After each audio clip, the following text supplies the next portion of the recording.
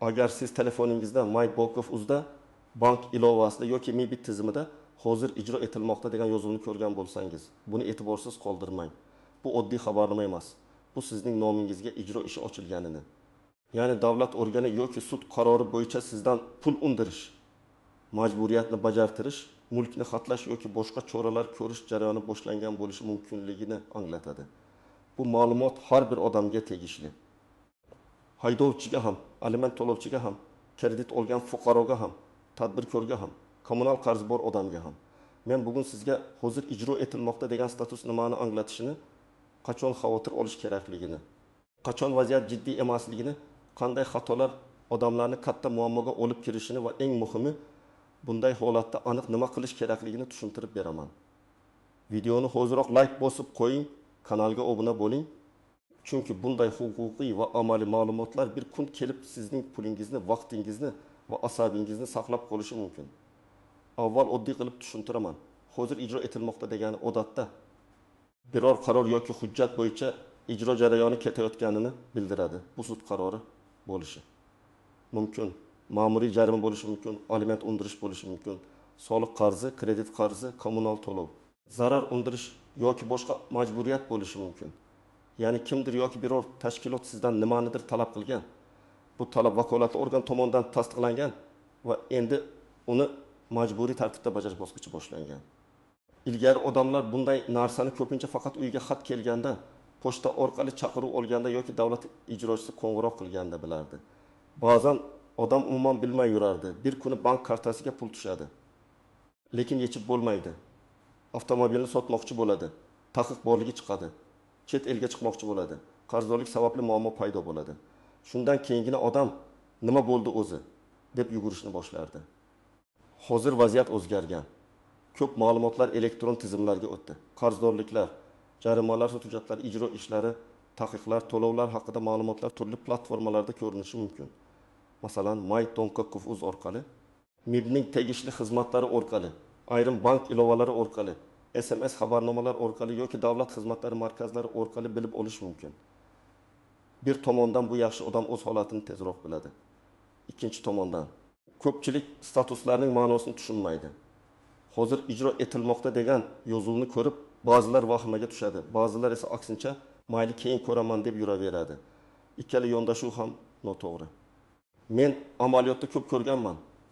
1 ming so'mlik jarimani vaqtida tekshirmagan odam keyin qo'shimcha xarajat, cheklov va hisob-raqamlar bloklanishi bilan duch keladi. Yoki aliment bo'yicha 2-3 oy kechikkan odam keyin to'layman deb yuradi. Natijada qarzdorlik yig'ilib, unga nisbatan majburiy choralar boshlanadi. Shuning uchun bu statusni to'g'ri tushunish juda muhim. Birinchisi, ijro hujjati mavjud. Ya'ni sizga nisbatan biror hujjat chiqarilgan, sudning hal qiluv qarori, sud buyrug'i, ma'muriy jarima qarori, notarial ijro yozuvi, soliq organining talabnomasi yoki qonunda ijro qilinishi belgilangan boshqa hujjat. Bu hujjat shunchaki tavsiya emas. U majburiy kuchga ega bo'lishi mumkin. Ikkinchisi, ish majburiy ijro byurosi yoki vakolatli ijro organi nazoratida.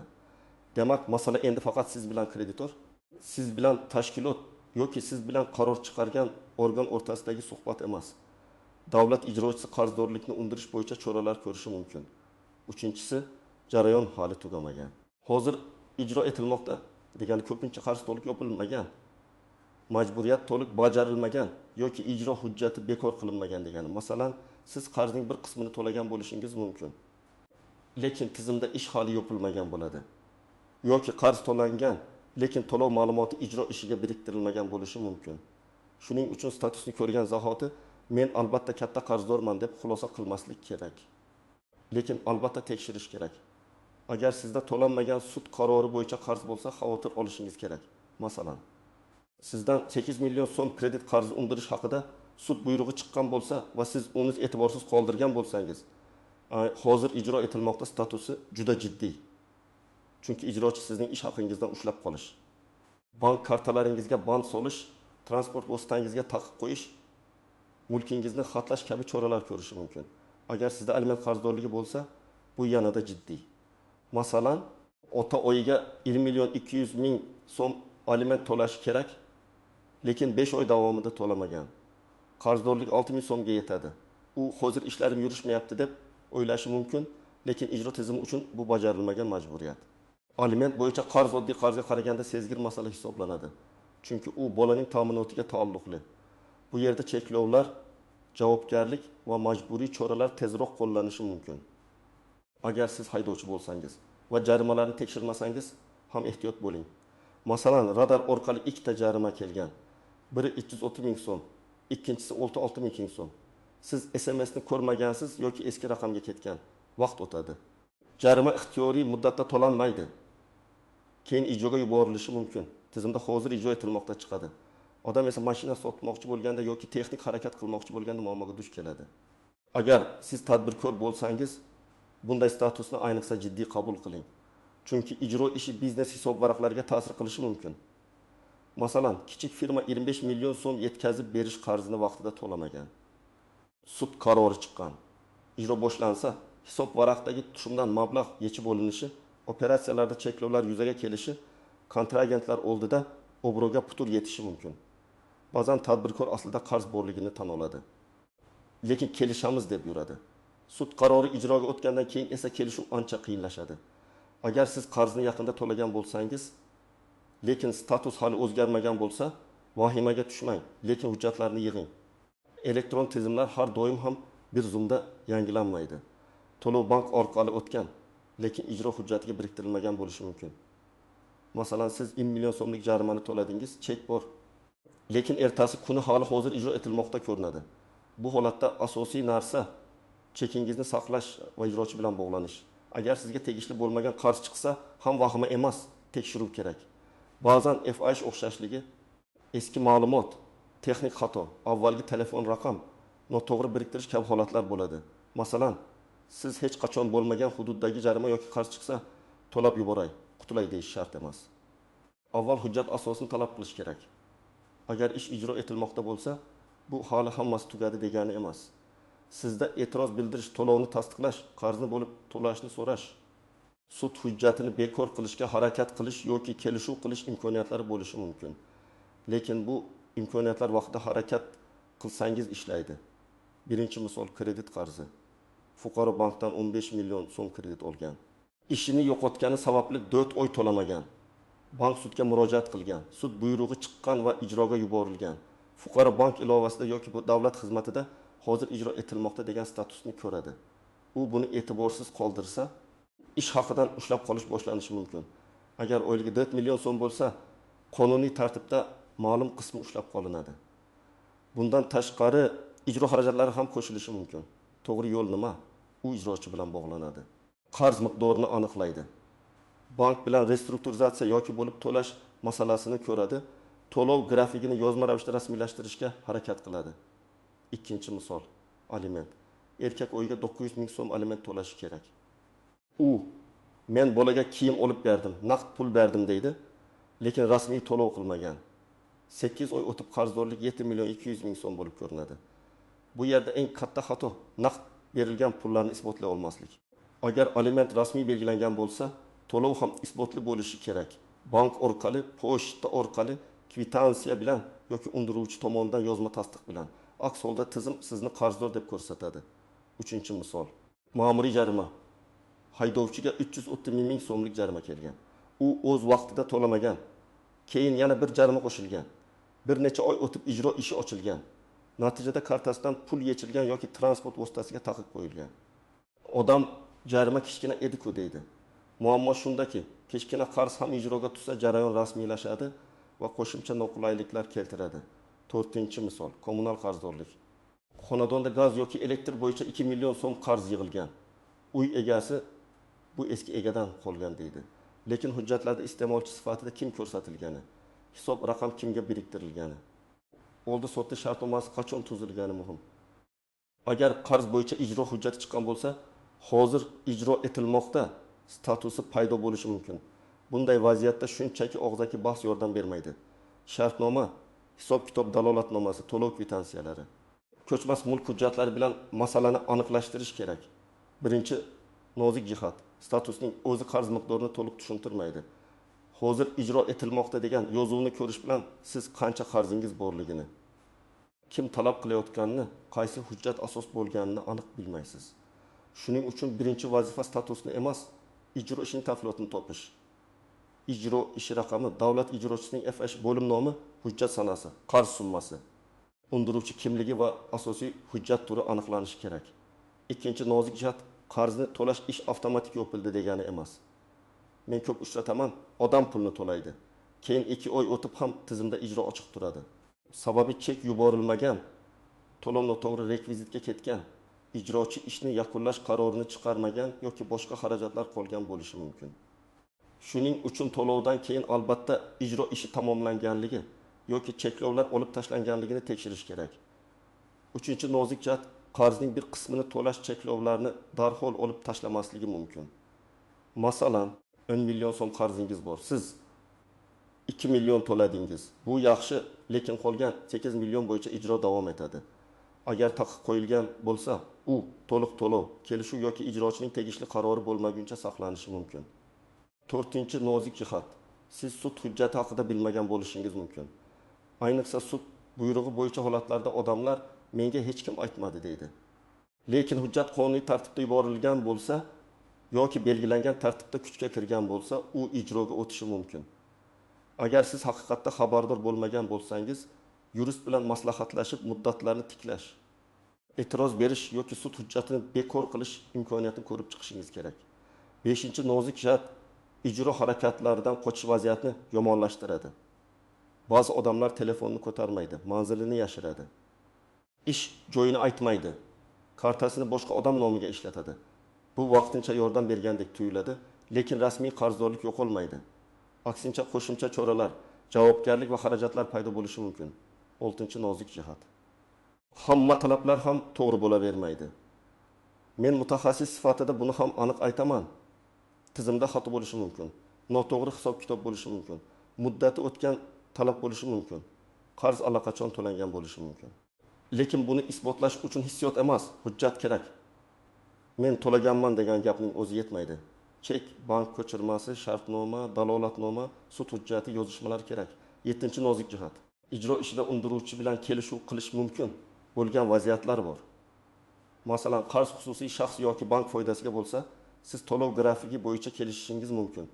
Lekin kelishuvni og'zaki qoldirmang. Bugun mayli, asta sekin to'laysan deyishadi. Ertaga esa ijro davom etaveradi.